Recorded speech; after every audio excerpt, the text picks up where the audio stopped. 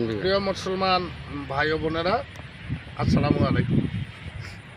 আমি প্রতিদিনের ন্যায় আজও দুই একটা কথা বলার জন্য আপনাদের সম্মুখে দাঁড়িয়েছি। আমার দেহটা ভালো না, ক্লান্তিকালে, তবুও হাঁটতে হাঁটতে চলে আসলাম এই সবুজে ঘেরা এক খোলা ময়দান। এই ময়দানে আমি বলতে চাই, বাংলার জমিনে না, সারা বিশ্বে মুসলমান এখন কয়েকটা ভাগে বিভক্ত। আজকে দেখেন আলেম আলেম মিল নাই, এক আলেম আর এক আলেমের বিপক্ষে। আজকে দেখেন শুধুমাত্র আজানের কথাটা আপনাদেরকে বলতে চাই, ওইটা 5 মিনিট আগে, এটা 3 মিনিট পরে, ওইটা 4 মিনিট পরে, ওইটা 2 মিনিট পরে। আজানের সুরটাও একই টাইমে হচ্ছে না, শুধুমাত্র এই ঢাকার ভিতরে। আমি বুঝলাম যে একটা জেলার শহর আর বিভাগীয় শহর থেকে একটু ডিফারেন্স থাকে, একটু ডিস্টার্ব থাকে, একটু কম বেশি হতে পারে, কিন্তু ঢাকা সিটিতে যেইভাবে আজানের সুর মেলাইছে, আগে পরে আগে পরে আগে পরে, এটার বিবেক বিবেচনা আপনাদের হাতে ছেড়ে দিলাম। কেমন শোনায়, যেটা মুসলমানদের একমাত্র ইবাদতের দাওয়াতের যে আহ্বান, নামাজের যে আহ্বান, সেই কথাগুলো আজকের আপনাদেরকে তুলে ধরলাম।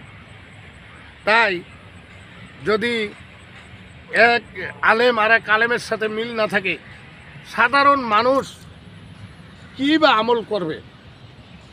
কেহ বলে জহুরের নামাজ 12 রেখাত, কেহ বলে 10 রেখাত। আসলে প্রত্যেকটা জায়গায় মোল্লা মুন্সিদের ভিতরে ফেরকা লেগেই আছে। তাই ফেকা শাস্ত্র বাদ দেন, সুফিবাদে আসেন, আসাবে সপ্পার পক্ষে আসেন, আহলে বায়াতের পক্ষে আসেন। আমি বলতে চাই, নবী মোহাম্মদ মুস্তাফা সাল্লাল্লাহু আলাইহি সাল্লাম বিদায় হজে রেখে গেছে আপনাদের মাঝে আহলে বায়াত আর মাওলা আলীকে। নবীজি বলছে, আমি যার মাওলা, আলী তার মাওলা। আমার অগোচরে আমি তোমাদের মাঝে মাওলা আলীর কাছে দিয়ে গেলাম। কিন্তু এই কথা এখন আর কেউ শুনে না। এখন বিদায় হজের সেই বাসনাগুলো ভুলে গেছে। পাক পাঞ্জাতনকে কেউ মানতেই চায় না, আহলে বায়াতের পক্ষে আসতে চায় না, মাওলা আলীকে মানতে চায় না।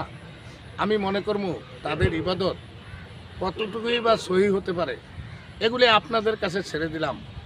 তাই দেশ ও দেশের বাইরে আমার ভাই ও বোনেরা যারা আছেন, আমার সহবন্ধুরা, আপনারা আমার কথাগুলো একটু বিচার করবেন। আর যদি ভালো লাগে একটা শেয়ার দিয়ে দিবেন, একটা লাইক দিয়ে দিবেন। নতুন নতুন কথা আপনাদেরকে শোনাবো, এই বলে এখানেই রাখছি। ক্লান্ত দেহ শান্ত মন, তাই আজকের মতো এখানেই রাখলাম। আল্লাহ হাফেজ।